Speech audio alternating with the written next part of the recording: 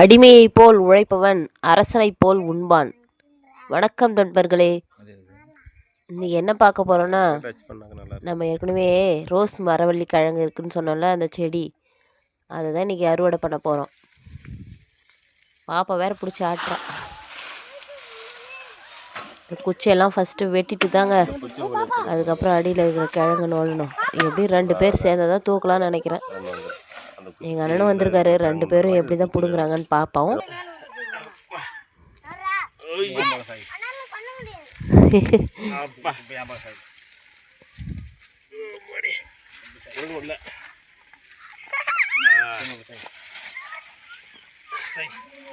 பிடுங்குங்க பிடுங்குங்க, வேகமாக பிடுங்குங்க.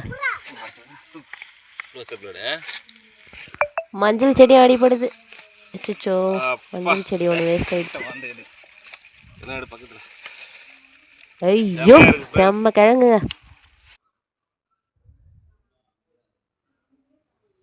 இது நல்லா அந்த தோலெல்லாம் உரிச்சிட்டு உப்பு போட்டு வேக வச்சு சாப்பிட்டா சூப்பராக இருக்கும். மீதி கிழங்கு மீந்துச்சுன்னா அதை அப்படியே பொரியல் செஞ்சு சாப்பிட்லாங்க. செம்ம டேஸ்ட்டாக இருக்கும்.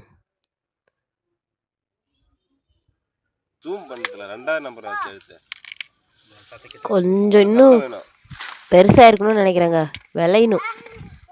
நல்லா பெருசு பெருசாக இருக்குது கிழங்கு. இவர் விளையறதுக்கு முன்னாடியே வெட்டிட்டாருன்னு நினைக்கிறேன். இன்னும் ஒரு 10-15 நாள் கழிச்சு வெட்டினா இன்னும் நல்லா கொஞ்சம் பெருத்திருக்கும் கிழங்கு.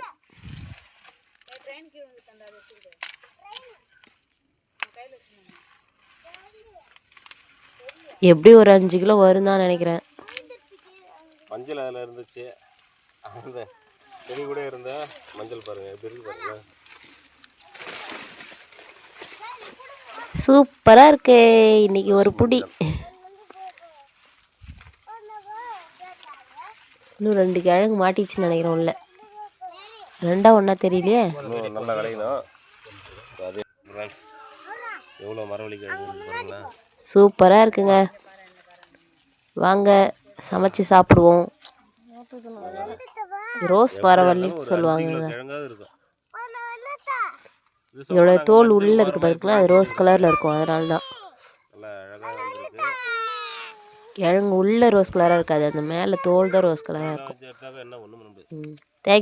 Thank you friends.